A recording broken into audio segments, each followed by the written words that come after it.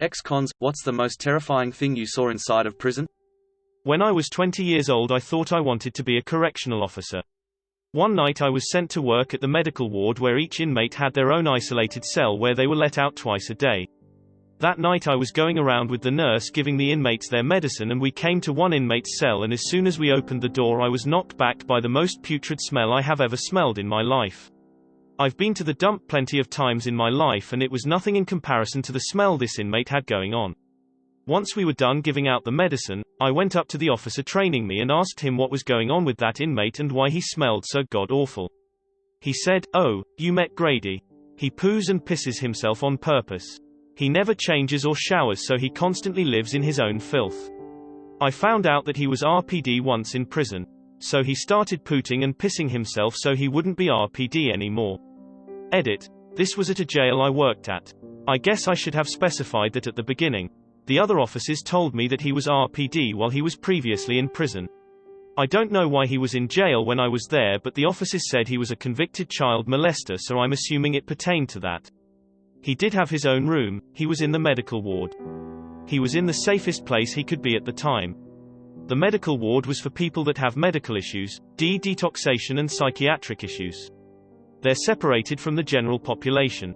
Every now and then they would make him take showers. The inmate workforce would have to wear hazmat suits to clean his room while he was taking a shower, so it wasn't just him that smelled, his whole living quarter smelled. Even though he was forced to take showers, he would continue to use the bathroom on himself. There's no excuse for child molestation, but I felt bad for him in a sense because he talked like a little kid. Like when a child has a speech impediment and they'll say, wabbit, instead of rabbit. He definitely seemed to have development issues. Holy F, that's sad. Not me, but I spoke to a former inmate after his release who had developed severe PTSD from some of the things he witnessed while incarcerated. One of the stories was that he was playing cards with some guys and one of them was smoking a cigarette. Another inmate who was not playing with them approached the table and asked the guy smoking if he could get shorts on the cigarette. Shorts means, before you finished smoking, you gave the cigarette to someone else, so they got the last few puffs of the cigarette before putting it out. The smoker agreed, the inmate wandered off and they went back to playing cards. Well, the guy playing cards must have forgot and finished the cigarette. A little while later the other inmate came back to the table asking for the short, and the guy at the table told him that he had forgotten about it and finished the cigarette. Guy wanders off again and they go back to playing cards. Shortly afterwards, the inmate who wanted shorts comes back to the table, comes up behind the player, pulls his head back and started shanking him in the eye and throat with a pencil. Dude died over forgetting to give someone a damn cigarette butt. A dude got 2 full kettles of boiling water poured on his head. And a convicted murderer explaining how he killed, dismembered with an angle grinder, then disposed of the body. It must have been tense waiting for that kettle to come to a boil for the second round. My brother said a guy across from him had a new cellmate who had gastrointestinal problems and wouldn't stop farting these rancid horrible farts after the guy told him repeatedly to stop. Not like he could help it, so the guy beat the farter to death in their cell with his bare hands. My brother said he had never seen so much blood from one person before. So, if I end up in prison, this just means that it's pretty much a death sentence, got it? I did a 4-month stint in Kajang, Malaysia. This Nigerian dude used to pilfer from other cells. This Malay gang found him and dipped his hand in boiling oil, basically deep-fried it while it was still attached to him. That scream, it still curdles my blood. Poor guy was reduced to an unconscious pool of blood, sweat, tears, vomit, poo and piss. He lost more than his hand on that day. The violence was nothing compared to the people. The guy who taught me Scrabble beat his wife to death with a frying pan when she discovered his gambling debts. The guy who taught me poker tied up his employer in his house, and when the boss refused to give him the combo to his safe, the guy just burned the house down with his boss tied inside. I worked out with a guy who was caught with 2 arms and 1 leg in his trunk. He was in an Asian gang, had just performed a hit and was bringing the evidence back to his people for proof when he was pulled over. His co-defendant was snitching, so he spent literally all of his time working out to kill the guy the second he got the chance. Before I got shipped to prison, yay, these were all county jail, he finally got his shot and essentially ripped the guy's face off in the middle of a hallway in front of guards. It was a huge F-up on the cops' part, to the point where it was rumored it was the gang that paid to make sure the snitch died. You live with these people. Play cards, gamble, watch sports. If you're locked in your cell for a big game, you listen on your radios together and talk poo through the hatches in your doors.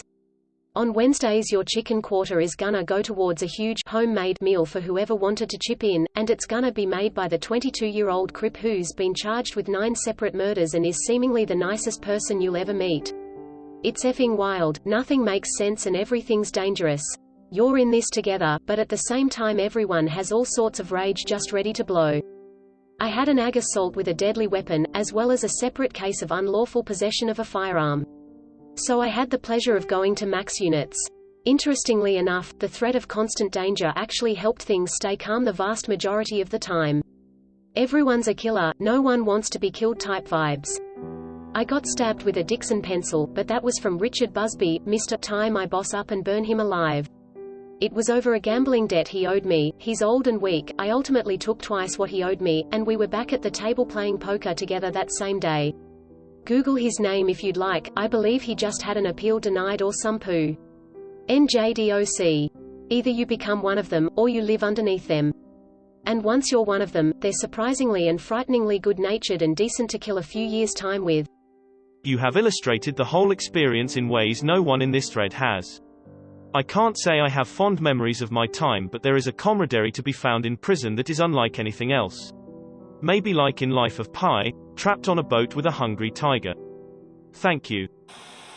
Story 1. Was playing chess and heard HNNNNNNTHAWCK. Turned around and a black dude looked about 60 had a seizure while he was standing up and fell onto the metal seat at our table. Blood was absolutely gushing out of this dude's head. I have a friend W epilepsy, so knew to put him in recovery position and keep away from his mouth. The COs showed up and cuffed him while he was still seizing. As he convulsed, the cuffs were cutting into his wrists and ankles, very deeply. Started yelling at them, "What the F are y'all doing? Get a gurney and call 911. They told us to lock down on our bucks and STFU or we're going to seg. No one shut up. Can't take us all." They instead ushered the entire pod into our outdoor rec area, 30 by 15 enclosed room with a 4 inches slit 10 feet up for fresh air, and kept us all out there. Watched this dude seize for another 15 minutes, blood in a pool all around him from his head, wrists, and ankles being mangled. They eventually took him out and I never saw him again. Almost certain he died. We stayed locked in the yard for 4 hours and were threatened to not discuss it. Story 2. In another unit in the same month, a guard suplexed a dude who had to weigh 110 pounds wet for talking back to him. The guy broke his neck and died. You can find video of this online by searching WCDC Bodyslam death. The guard was charged manslaughter, not sure if he was convicted. Story 3. Was playing Scrabble waiting on the phone to open up. A dude was on the phone with his wife and kids and started losing his poo all of a sudden. He started yelling in the most guttural, heartbreaking way, "No no no no." The guards were like, "Hey, calm down now." While he was on the phone with them, someone did a drive-by on his house and shot his wife and killed one of his children. The guards snatched the phone from him and threw him on the ground, restrained him, and took him to seg where there are no phones. Guy was weeping, saying he just heard his baby get killed on the phone. They just took him to seg. Never saw him again either. Edit, more stories below. I was in a South American prison. There was a lot of D addicts. They usually sold their food in order to buy more DG, so they were always hungry. One day I was eating my lunch. Rice, a leg of chicken and some beans. When I finished my meal, there were some chicken bones left in my plate, and a D addict approached me to ask if I could gift him the chicken bones. So I lent him my bones and he started eating them. It was heartbreaking. If it's any consolation, the bones do contain marrow, which is one of the most nutritious things you can eat. Chicken bones. Very little marrow. But some. A guy got stomped to death my first day in. The two guys fighting were rival gang members. The guards didn't do anything until the guy getting stomped stopped breathing. Then they came in and took them both away. One in a bag and one in cuffs. Any idea what may have caused it? They were in different cells and always talking poo to each other. When we had rec time, they both ran at each other. They were both pretty big. One picked up the other and slammed him on the concrete and proceeded to kick him in the stomach and face until he was unconscious. Then started stomping on his face. Until he was dead. Brixton, a wing. Coming back from canteen, the scary-looking wild-eyed dude steps across and tells me to hand over my burned tobacco. I laugh and say no and walk by, waiting for him to do something. Nothing happened. Few minutes later, same guy opened some poor lad's stomach with one slash and he was lying there trying to hold his intestines in. I saw the fear and panic on his face. The scary guy just casually walked away. No idea what happened to either of them. Alarms went off. Everyone back to their cells and locked up again. Dude in the cell next to mine tried to kill himself with a sharpened pencil. He just kept stabbing himself in the chest but couldn't get deep enough. He was hauled off by COs kicking and screaming, begging for death. He was going to be deported. Wonder what he was so scared of back home. Boiling hot peanut butter dumped on a sleeping child molester's face. The screaming and thrashing was pretty intense. The idea is that you can't wipe it off or something to mitigate the damage caused, it's going to burn deeply. And in my opinion, that was worse than watching a guy on the bench press take a 35K plate smash to the skull repeatedly. He was dead pretty quickly. The peanut butter burn is a permanent disfigurement that will have months of pain and suffering. I was never in prison, but in jail a bit for D charges. I was in my 30s, but my bunkie was a really nice 19-year-old kid in there for selling DG. He seemed a bit over his head, but introduced me to the jits. I didn't know anyone, and we'd play cards and poo. He had a real high bond, and one day they said to get his poo he got bail. He didn't know who, but I was so happy for him. The next morning the county told me he was shot and killed that night. Being very respectful, everyone liked the guy. It was confirmed on the evening news. Really F'd me up, and I can guess who got him bail. This sounds like the beginning of Jackie Brown. Just the way that some people talk about murder. Some of the people in there would be telling a story, casually drop the fact that they killed someone, then keep going on with the story like nothing happened. Those cool times when you get moved into a new cell and you're like, what's up, what's your story? Murder charges. Oh yup, cool. He was actually the best cellie I ever had. The worst was the one who had unpaid child support as part of his thing. He was also a meth dealer. And he would not stop talking about how unfair it was for him to be responsible for his 47 children from 23 different mothers.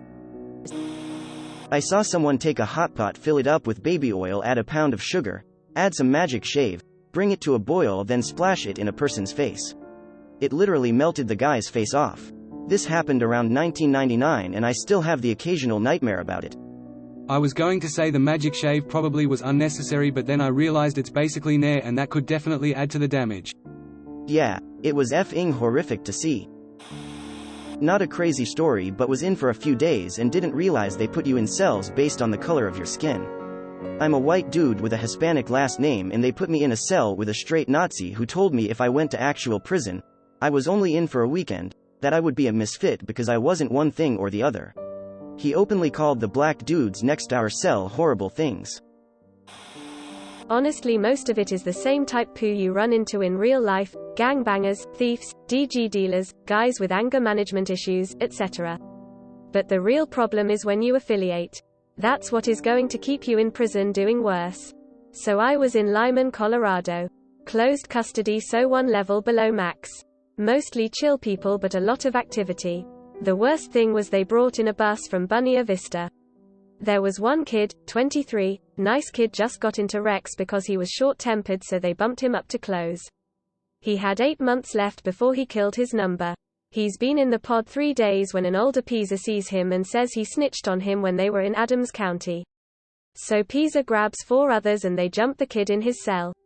They beat the dog poo out of him. And at the end they D him out of his cell, propped his neck on the railing, and one big-ass dude just smashed his neck with a kick and snapped it. Flight for EFA comes, but it's not going to help. All the guys catch a murder charge. But the F'd up part is the older Pisa yelled, "F you Commons." When his neck snapped, kid's name wasn't Commons. It was like Garcia. The Pisa had mistaken the kid for someone else. 8 months left. Kid was arrested at 17, 23 years old when he died. Never even saw the outside of a facility as an adult and killed in a case of mistaken identity. Prison could pop off like that. I'm not a con, but my dad told me when he was upstream, guards informed him that they had a high-case child rapist coming in. When the guy got there, he ended up being this old white man walking with a cane. He didn't last very long on the courtyard. They killed him on the prison yard. The guards basically ordered a hit on that guy. CO here. Had a guy stick a full-size number 2 pencil in his leg, the long way, inserted into his thigh, and shoved it under the skin until you couldn't see it anymore. Took him to the hospital to have it removed. Days later, he did the same thing, in the same hole with a rubberized pencil. Rinse and repeat, hospital removes the pencil again. A couple days later, while on active suicide watch, he managed to jam part of a styrofoam cup, playing cards, and caulking from a cell window into his leg, pocket. Took him to the OR. Doctors pulled out another inch of wood pencil lead, and fragments of God knows what out of there. I don't even think he knew what all was in there. Edit. Obviously major mental health concerns here. Hope he's doing okay now. Had a guy like that at the maximum I worked at. Except his shtick was shoving anything and everything up his DK. He was my first hospital trip about a week into the job. Real eye-opener, ain't it? Not prison but courthouse holding cells. Was in for a drunken fight myself, as was pretty much all of the 8 guys I was sharing that cell with. All of us were worn out, hungover or shaking for a fix except this one guy who was acting happy because he was up first and in his words, going to be the first to get a smoke, which he was happy about. Being locked up in those cells, it's not rare for people to chat a bit since we had all been in solitary police station holding cells before, usually, what are you in for, type small talk. Well, this happy guy didn't know what he had done but knew he couldn't remember the last couple of days so assumed it was drunken behavior of some sort. He was the first to see his lawyer and came back white as a sheet, not talking and just staring at the wall until one of the guys got him to talk. Turned out he had got blind drunk with added Valium, found on him, got in a fight and lost, gone home and come back with a kitchen knife and a kettle full of sugar water, stabbed a random guy and thrown the kettle into the bar scalding multiple people. Plus the guy he stabbed was in hospital in critical condition and he was up on multiple counts of assault with intent to injure, serious bodily harm, possession of a deadly weapon, possession of a controlled substance and attempted murder. He was not going to be first out for a smoke and was looking at a long prison sentence. Went from cock of the walk to hollow in all of 20 minutes. I'd seen a lot of poo, but I've never seen someone get the look of having lost their entire life like that. That is wild. An old neighbor of mine took a bunch of Xanax bars and who knows what else and decided to drive. He came home, went to sleep. The next morning the cops were outside. Street cam saw him straight up run over and kill a woman. Didn't slow down. He had zero recollection. I was told the story from his older brother who he lived with. The brother was completely broken over it. In a similar thread, I remember a response about hearing inmates grind their shivs all night before a riot, knowing you'd be fighting for your life soon. Be me, skinny white kid. Got back from my job in the canteen filling orders to everyone in my unit making, shapes with their hands. Didn't understand. Got to my cell, CO unlocked it, and there's a massive black man loudly sleeping on the top bunk. Says, "Oh yay, you got a new roommate," and slams the door shut. He was actually chill and oddly enough, he never asked for bottom bunk status so I actually got a lot of credit in the unit for that but for those first few days. It turns out those O-shapes were people telling me how big my asshole was going to be when he was done with me. First 2 months in. Also, being the front unit of the place and seeing all the ambulances come and go after code yellows and blues. In fact, just the code blues being called and everyone having to go back to their cell and knowing somebody is getting fed up enough to need an ambulance. Relayed by a friend, but he said the craziest thing about prison is how you inevitably meet someone who is more psychotic, sociopathic than the next guy. You think you've met some bad dudes on the streets but there's always a bigger fish. Not an ex-con but prison admin staff. Right before I started working there, a man was on a classification override at my facility, meaning he was too dangerous to be at this prison, but got to be there for some reason. He was psychotic and talking nonsense to his 2 cellmates when all of a sudden he screamed he was the devil and gouged out a man's eyes while the other cellmate was frantically hitting the emergency button. Responding staff had mandated in-house therapy as a result. Horrific. Another was when I was working. A young man in for gang stuff brutally beat to death an old man who was just admitted for child crimes. Turns out the man RPD this kid's younger sister. They didn't have the same last name, and she wasn't listed to classification staff so no one knew. Responding staff said his head was kicked in so hard it was unrecognizable and had a consistency of jello. Saw a dude get his head caved in his cell. A new inmate had come in and refused to show his papers. Another inmate came and said he was in court with him and he was a pedophile. Later that day, the keys, as we called them, told him he needed to roll his poo up, basically ask for protective custody. He refused. Later that night, after we were all in our cells, his cellie took a pencil and stabbed him in the eye.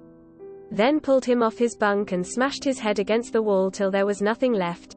Once he was done, he called the CO over the intercom and let them handle everything. I could see this through our window as they were in the cell across from us. Edit. Spelling, grammar. Edit 2. As some are asking about the keys, is an inmate leader in each unit. The prison had a car for each race, at each facility, also an inmate. They were the shot callers for the facility. Anything big went through them. There was a key for each race, in each unit, as the leader. They were the keys to the car as we called it. Nothing happened in the unit without the keys' approval, for each race. So if there was an incident, it would go through to the respective keys, and they would approve of any further action. Edit 3. Another question being asked, papers, or PSI, pre-sentence investigation. These were provided prior to your sentencing, kind of like a discovery.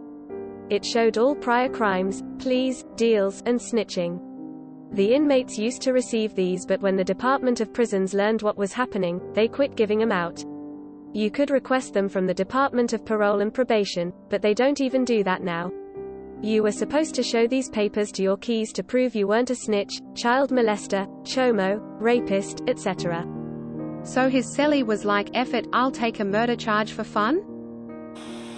Not terrifying. Exactly. But once a water main near the prison broke in the late afternoon, and the white shirt on duty, the senior administrative correctional officer, just kind of decided to believe that the problem would get fixed quickly enough that no emergency steps were needed.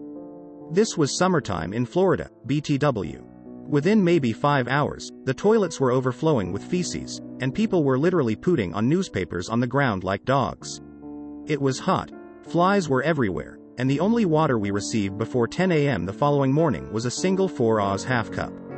After the incident ended, a handful of inmates initiated the grievance process, which was the first step to build up to a lawsuit. Those inmates were individually brought before the head administrative white shirt, a colonel in dock parlance, and told in no uncertain terms that if they proceeded with the legal process, they would be beaten to death, and the paperwork would reflect that they had died while attempting to kill a correctional officer. Some forensic photos the guy in the cell next to me showed me of his victims, corpses. He killed them after he tortured them, in gang-related abductions. He removed a tattoo with an electric sander, and knives in both eye sockets, still in. They were part of his trial evidence. WTF, they let prisoners carry around mementos of their crimes? Okay, so unfortunately, my bunk was close to the corner where everybody came to fight or whatever. So this one guy claimed that he was a gang member, but it was discovered that he was a false flagger. So, the gang members put him in the corner and took turns beating and raping him. He was in the infirmary for about a week. When he came back, the gang got him all over again. He was transferred after that. I promise there aren't many things more terrifying than hearing a grown man scream while he's being RPD. The poor man. I don't understand how RPS and beatings happen.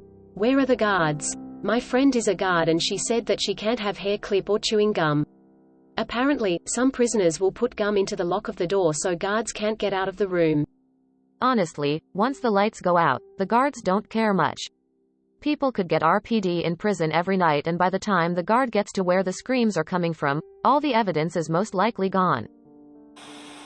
A white kid get absolutely destroyed for accidentally sitting on the front bench of the TV area on his second day.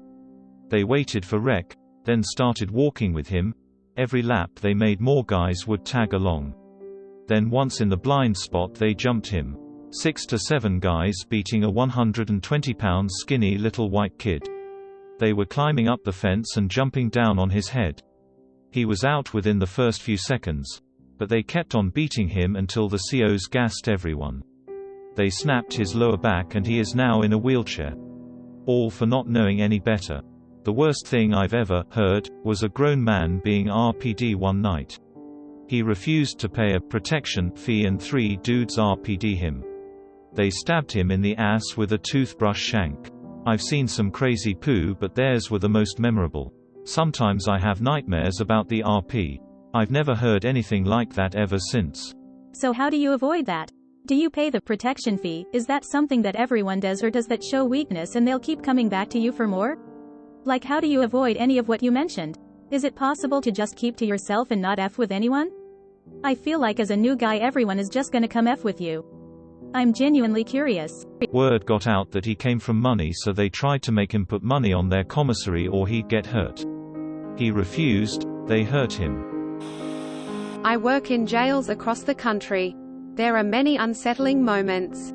Violence between inmates, suicide, psychosis. I remember trying to teach a nurse one day and an inmate kept screaming at me, "Put your eyeballs back in your head, bitch," THEYRE, rolling around on the floor.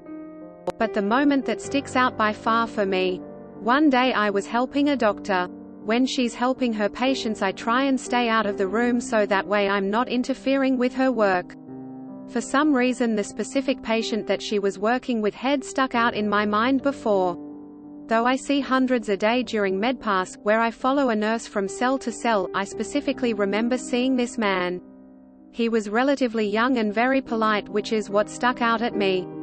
He always said, "Hello ma'am, how are you, thank you, please," etc. I remember looking at the chart to see what his name was. I rarely remember names, I actually feel it is better not to. Anyways, I'm standing in the hallway outside the doctor's office, when another patient who is sitting on the bench waiting to be seen says to me, "Stay away from that ______, he's a crazy MF." I laughed. BC, it is one inmate telling me to stay away from another inmate. I don't even let anybody stand behind me or within 5 feet of me. My laughing changed his tone, he got a lot more serious, his voice raised in intensity. "No, I am serious. Stay away from that MF, he is crazy." Okay. Point taken. I nod my head and in that moment am thankful for the COVID masks that hide my reaction.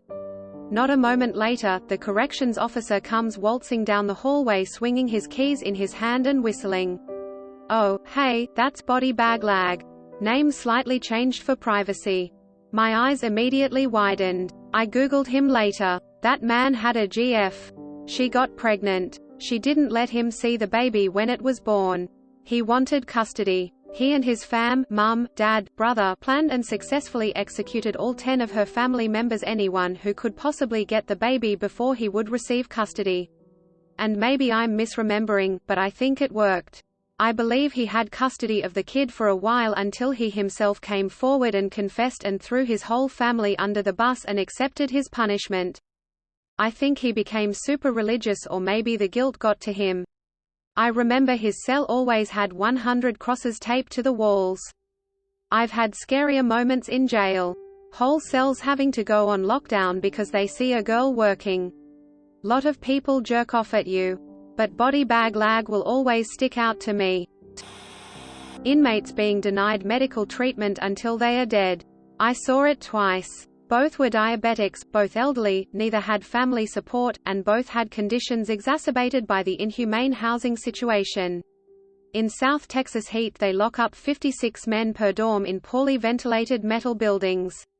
On lockdown they require you to stay in your bunk on a plastic mattress for weeks, only allowed a 5-minute shower every 3rd day. I was 40 and in decent shape and I thought I might die there. In the afternoons the wall next to me was so hot I couldn't leave my hand on it. Shame on TDCJ and all of the employees. They put people in a terrible situation and we allow it to continue. If they treated dogs like that there would be pitchforks. End of rant. I found out I was diabetic while I was in. The way I found out was by losing 100 pounds in 6 months and going into ketoacidosis, while begging the medical staff all those 6 months to just check my blood sugar because it runs in my family, and being wrongfully overprescribed my thyroid medication instead. Which just made me super effing crazy while my body ate itself. I'm sorry that happened to you. I'm glad you made it out. Father has assault charges. Was in juvie, my bad, forgot the word for kid, prison for 5 years. 1982 to 1987. He was friends with someone he didn't know was a rapist. He was forced to beat him up or he would be killed for sympathizing with a rapist. Sounds like just having to beat up a rapist to stay alive is a lesser of the evils in this thread. Yep. I love him so much. He's 55 now. After reading these stories, I hope that I never have to go to a prison ever. I was inside a female prison, so my perspective is a little different. For one, all prisons are different. From county level to state and federal. I was in state for most of my time. A couple things were pretty terrifying. For one, the amount of sex between guards and inmates was ridiculous. It was consensual, in that they both said yes. But it can never really be consensual when it's a guard and inmate. The power difference is just too much. You couldn't really say no either. It's not that the guards would retaliate, it's that they wouldn't protect you when another inmate or group of inmates attacked you. The really creepy thing in mine was the pedophile lady. She was a lifer. No one actually messed with her because it seemed like the guards were on her side, for reasons we suspected. She was also really friendly to new inmates. Particularly younger-looking petite inmates. For reasons you can imagine. They were owned by her if they let them. Like a small gang in jail. They all had the same prison tattoo. Which I didn't realize till I was in the shower with a couple of them. Greater than no one actually messed with her because it seemed like the guards were on her side, for reasons we suspected. What reasons? I'm guessing she pimped out the girls out to the guards. Exactly. I was held without bail in county jail for 2 weeks. We get to watch TV during rec. We were watching the news one day, and this guy was arrested for killing a judge's brother by stabbing. He was a mean-looking skinhead with neck and face tats. Next day, he's now in my cell block looking extremely on edge. Turns out, the guy he killed sexually assaulted a female member of his family. Although set to get a prison sentence, he killed for his family's honor. Reminds me of this guy the first met in prison. Really great guy, nice, patient, funny. Didn't have any tats or scars, looked like he was in his early 20s even though he was in his 30s. He was locked up when he was 16 because he killed his dad with a kitchen knife. His dad was a sitting judge who'd been molesting the guy in prison, sister. He'd been doing it for years and the guy finally had enough, so he knifed his dad 6 times. Court didn't care the judge was molesting his daughter, still gave the guy 30 years. Sucks because he was only 16 and tried as an adult. As much as inmates say they hate child molesters, they'll seek out the youngest or youngest looking guy. Obligatory, not a con, but my brother did work for a hospital near a prison. One day while he was there, inmate is admitted for an infection around a stoma, where his colostomy bag was. Long story short, he had been letting dudes use his stoma for sexual relief in exchange for commissary and had not only infected it but also had chlamydia in his stomach cavity. Thank you for watching. We upload new videos every day, so be sure to come back for more fun. Please consider liking and subscribing if you enjoyed the video.